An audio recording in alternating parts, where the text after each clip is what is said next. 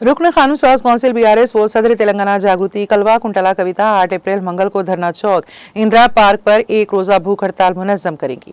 यह एहतजाज अजीम समाजी मुसल्ला व जहदकार ज्योति राव फूले के मुजस्समे की इहाता तेलंगाना कानून साज असेंबली में तनसीब के मुतालबे पर तेलंगाना जागृति और यूनाइटेड फूले फ्रंट की जानिब से मुश्तरका तौर पर मुनज्जम किया जा रहा है। वाज़ेह है कि कविता ने स्पीकर असेंबली और रियासती हुकूमत से मुतालबा किया था कि वो ज्योति राव फूले की जयंती 11 अप्रैल से कबल उनका मुजस्समा इहाते असेंबली में नस्ब करें, लेकिन हुकूमत की जानिब से कोई मुस्बित और अमली इक़दाम रूबा अमल ना लाए जाने पर कविता ने एक रोज़ा भूख हड़ताल मुनज़्ज़म करने का फैसला किया है। कविता कल सुबह 11 बजे से शाम 5 बजे तक धरना चौक इंदिरा पार्क में भूख हड़ताल करेंगी। तेलंगाना जागृति और यूनाइटेड फूले फ्रंट के कायदीन ने एहतजाजी मुकाम का दौरा किया और इंतजाम का जायजा लिया। एमएलसी कविता पसमानदा तबकात बीसी के हुकूक के लिए मुसलसल जद्दोजहद कर रही हैं। उन्होंने तेलंगाना के मुख्तलिफ अजला में 14 से जायद गोल मेज कॉन्फ्रेंसों के जरिए पसमानदा तबकात की आवाज़ को बुलंद किया है और कांग्रेस पार्टी की जानिब से असेंबली इंतखाबात के दौरान पेश करदा कामारेड्डी बीसी डिक्लेरेशन के निफाज का मुतालबा किया है। बीआरएस लीडर कविता रियासत में बीसी तबकात के लिए 42% रिजर्वेशन की भरपूर वकालत कर रही हैं। उनकी मुसलसल कोशिशों के नतीजे में रियासती हुकूमत ने पसमानदा तबकात के लिए 42% रिजर्वेशन फराहम करने के लिए असेंबली में 2 अलहदा बिल पेश किए हैं।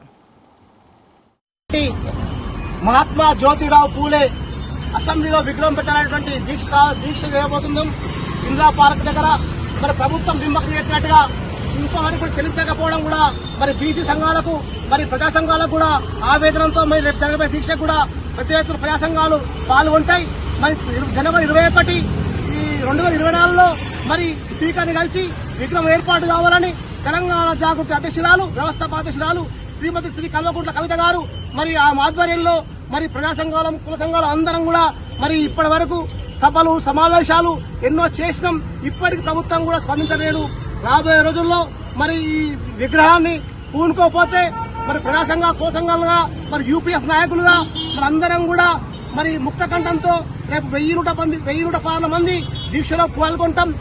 న్యాయవాదులు, అడ్వకేట్లు, ప్రజా సంఘ నాయకులు, విద్యార్థి నాయకులు అన్ని ఓయూ జేఏసీలు కానీ అన్ని యూనివర్సిటీలకు వెళ్లి కూడా పెద్ద ఎత్తున తరలి వస్తున్నారు।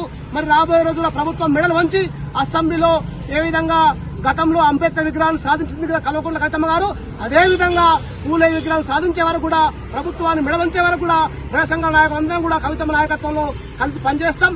కలిసి వచ్చే వరకు కూడా మేమందరం కూడా కట్టుబడి పనిచేస్తాం।